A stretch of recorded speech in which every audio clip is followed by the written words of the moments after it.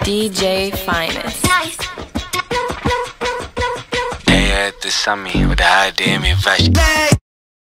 Hi chicas, it's Iya. Welcome back to my channel, or welcome to my channel if you're new. For today's video, we're gonna do a DIY hair color. So I have here my permanent hair dye color from Glamworks. And this is in the color dark ash brown. So I got this for 49 pesos each. That is such a steal. Pero aalamin natin ngayon kung maganda ba talaga yung quality nitong hair color na to. So actually, this is like a shampoo compared to L'Oreal or Revlon hair colors. Yun kasi parang marami ka pang ginagawa, like pinagmi-mix-mix. But this one is parang shampoo lang siya, and it's a permanent hair dye color. So I believe na mas mabilis tong gamitin. For only 20 minutes, ma-achieve mo na yung gusto mong hair color. So the reason why I got dark ash brown is that I'm so tired to keep this hair color maintained. Like, kita nyo, black na naman yung roots natin. Syempre, yan yung natural color ng hair natin. But recently, napapagod na akong ipa-maintain siya. Like, every 6 months or 4 months, parang bumabalik ako sa hair salon para lang ipaayos tong hair ko. And I don't think that's very ideal at this point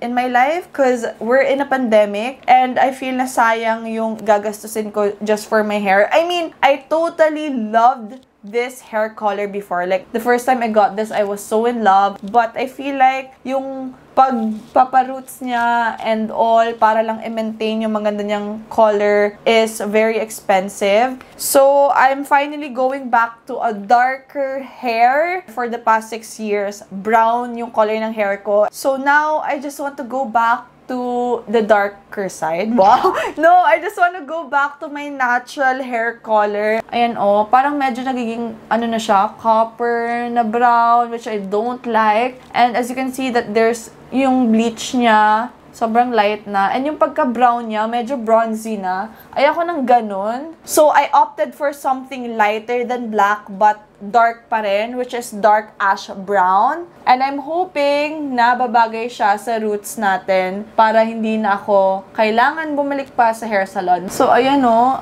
Ayan yung roots niya. And mas malala dito sa likod. Mas mahaba siya dito sa likod. This is why I'm saying goodbye to my brown hair. And when you just open it like that, andyan na yung instruction. And there's this like asterisk and nakalagay, use 1 pack for short hair and 2 or more packs for longer hair. Ito yung naiinis ako kasi nasa loob siya ng packaging. So technically, hindi mo siya makikita sa labas. Kaya ang nangyari is yung una kong bili, isa lang yung binili ko kasi hindi ko naman alam na hindi kakasya for my long, medium length hair. So before I shoot this video, I bought another pack kasi late ko nga nalaman na I needed 2 packs for this length. So, nakadikit yung kanyang gloves here sa likod. And, andito na yung directions din for use. And also, it says that it's easy to prepare, colors hair in 20 minutes, and a long-lasting color. It gives you a brand new look for a brand new you. I'm ready for the darker side of hair, ha? Hair, hindi darker side na literal. Okay, so nag-change na ako in a black shirt and I'm ready to do this. Wish me luck. Okay, binasa ko yung buhok ko and medyo magulo. So, after dampening my hair, I'm just gonna brush it para mas maganda yung paglalagay ko ng shampoo. And then, I'm gonna section my hair into 2 parts. Upper and yung lower. Kasi since dalawa naman yung pack natin, isang pack dito, tapos isa sa taas. So, naglagay pa ako ng pang-cover sa hair ko. And this is an old shirt. So, kuha na lang kayo ng kahit anong shirt dyan para may pang-cover kayo. It says, unpack and cut hair dye color sachet in the corner. Squeeze it into the glove palm and mix. And then, i-apply yung mixture evenly on slightly wet hair. Then, massage the hair from roots to tip until bubble comes out. Okay, so hintayin natin siya mag-bubble. So, I'm cutting it already. And then, ilalagay mo lang daw dito. Ooh, okay. May dalawang butas siya and imimix mo lang siguro siya. Ganyan yung kulay niya. Ba't ko yung ginawa? Okay. So, I'm just gonna...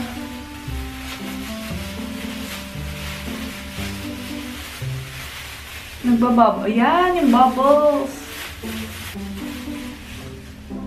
I don't like the smell.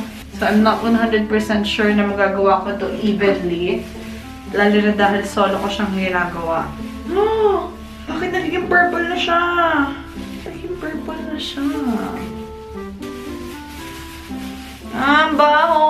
Oh my god, I don't think I'm doing it the right way. Because I'm just literally putting it.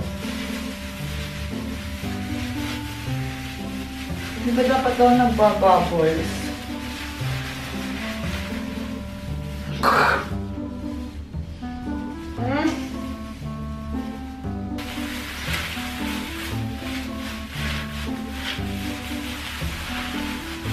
So, I'm on my second sachet, pero babasaan ko lang ng konti pa yung hair ko. Kasi parang masyado siyang dry pa. Cut it in the corner. Baho. Well, lahat naman ng hair color mabaho. Kahit yung L'Oreal. Grabe, tingnan niyo naman kung gaano ka dumi and kalat ang nangyari sa akin. Oh my gosh! Nag-darken na siya! So, ayan, nag-start na ako ng timer for 20 minutes. And, hayaan ko na lang muna siyang ganyan. But, so far, ilang minutes pa lang kanina, ayun o, black na! Pero di ba nga hindi black yung pinili ko? I chose dark ash brown. Ang kalat niya, if gagawin niyo siya and hindi naman kayo nag-film katulad ko, it's better na mag-stay na lang kayo sa banyo, as in, walang damit ganyan, magsha-shampoo lang kayo gamit ito, diba? Mas madali yun and mas malinis. You know, even in here. So, it's past 20 minutes already and... Wow, that is dark! Oh my gosh, I'm so scared and excited. I'm gonna rinse everything off already and I'm gonna get back to you. Oh my god. Ito na yung itsura niya, guys. Oh my god, hindi ako sanay. It's so black. Ang problem lang is that ang hirap niyang suklayin. Well, acceptable since bagong hair color nga. Parang natatakot ako sa sarili ko kasi siguro yung mga horror films, pag mga multo, black yung hair. Parang ganun yung nararamdaman ko ngayon. My first time ever to appear in my YouTube channel having a dark hair color. And this is how it looks like kapag natuyo na yung hair. I'm really happy about it because it's not so dark. It's not pure black. Buti na lang hindi black yung kinuha kong permanent hair color because I don't think I would like a super black hair. And overall, I really loved it because nagbagay siya dun sa roots ko. So, pwede ko na talagang i-grow yung natural hair color ko. And for sure, that's really black. So, this one, i-enjoy ko muna yung medyo may brown pa na highlights. Like, ayan o, may streaks pa na brown. Tapos, meron isa ditong highlight na parang nagda-dark ash gray. Parang ganun. Anyway, I'm really happy about it. And yeah, I hope you enjoyed watching the video, this DIY hair color. I'll see you again on my next video. Bye, chicas! Love lots!